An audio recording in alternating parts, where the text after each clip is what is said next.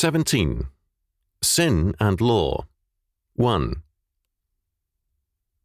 Sin is in fallen man the principle of life and freedom. It means his opportunity to be his own God, determining good and evil for himself. Genesis chapter 3 verse 5. However, because man is God's creation and made originally in his image, Genesis chapter 1 verse 26 to 28, man is very uneasy in his sin. As a result, man has a variable and unhappy attitude in his relationship to sin, one which readily fluctuates and changes. A common attitude is tolerance for sin. We are, as more than one person has insisted, all inclined to have our faults and weaknesses, and we need to be tolerant of the weaknesses of others, even though they may seem offensive to us. Such people try to convert tolerance for sin into a virtue. They pose as understanding men with grace and kindliness in their hearts for their weaker brethren. Those who disagree with them are accused of being short on love and grace. In brief, their tolerance for sin is turned into an attitude of nobility. The seriousness of sin is downgraded, the law of God is bypassed, and the sin of toleration is converted into a mark of nobility. Of course, from the temptation in Eden to the present, sin has always presented itself as virtue. Paul speaks of Satan himself presenting his person as an angel of light, 2 Corinthians chapter 11 verse 14. If Satan sees himself as the light of the world, then his works will also be seen as light. Another attitude towards sin is intolerance, or more commonly, selective intolerance. Again, sin is not viewed in terms of God's total law, but in terms of a personal intolerance. Very often, some particular sins are singled out for particular wrath and zealous crusading. We are expected to see in all such people a great righteousness, or a great love of, quote, social justice, end quote, and such intolerance becomes a convenient facade for Phariseeism and self-righteousness. The areas of intolerance vary. Some will single out something like smoking, others racial bigotry. The issues may be important or trifling, but in either case, the intolerance is there, as well as an evasion of the meaning of sin. Our Lord says, "Out of the heart proceed evil thoughts, murders, adulteries, fornication, thefts, false witness, blasphemies." Matthew chapter 15 verse 19. These people would have us believe that something peripheral like smoking or racism is responsible for all our evils. The something peripheral can be capitalism or communism also. They love to blame everything except the principle of sin. Rather, they concentrate on some particular sins or imagined sins. There is a great advantage in this. The particular sin occurs only in some people, be they many or few. The principle of sin is in all of us.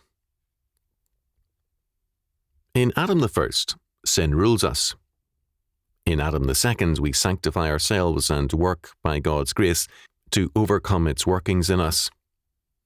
But in all of us, sin is a reality, something we are familiar with. By intolerance, we localize sin in others. Yet another common attitude towards sin is in terms of law, man-made law. Man then limits sin to particular sins and proceeds to legislate against these specified sins. Some of the sins may indeed be real, others a product of a social outlook. In either case, the solution is seen in legislation and government by man over man. The 20th century has seen massive efforts to reform man and society by law. These efforts are uniformly disastrous because humanism has no concern for the heart of man, which is sinful. Moreover, it refuses to believe that man is a sinner. Sin is localized into particular forms of antisocial behavior. That is, it is against man or the state, not against God and his law.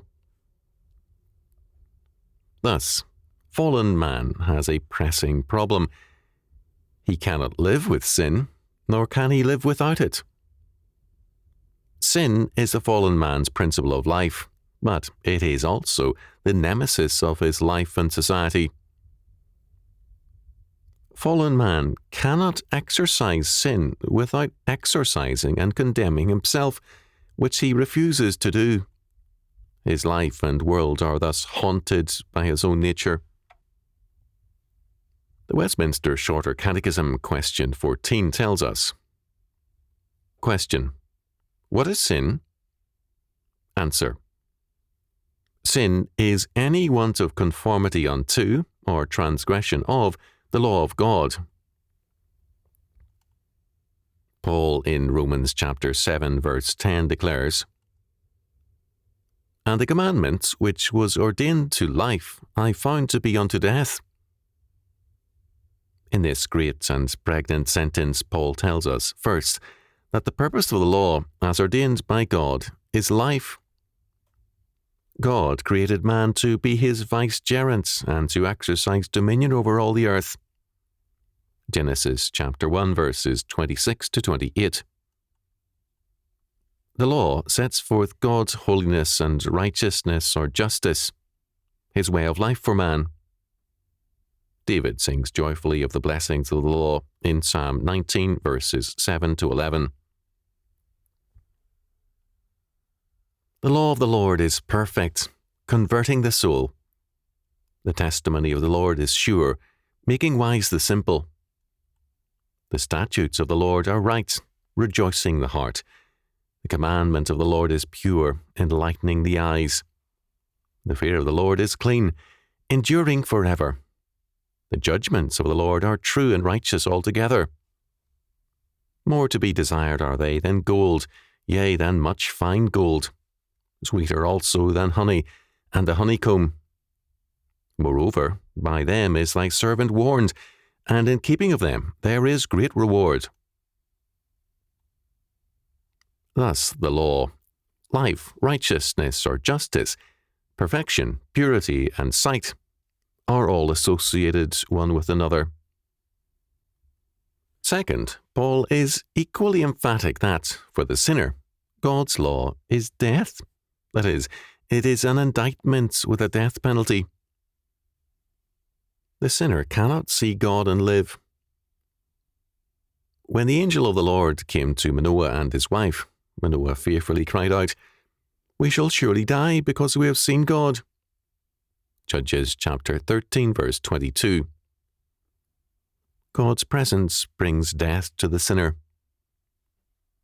When he comes by his Spirit, that is, when the third person of the Trinity comes into our lives, he brings death to the old man in us, and then life to the new man.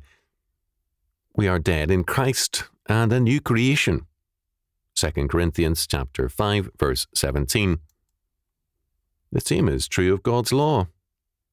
It brings us face to face with our death penalty, and the result is either a judgment unto life or a judgment unto death, either our death and regeneration in Christ or our eternal condemnation by Christ.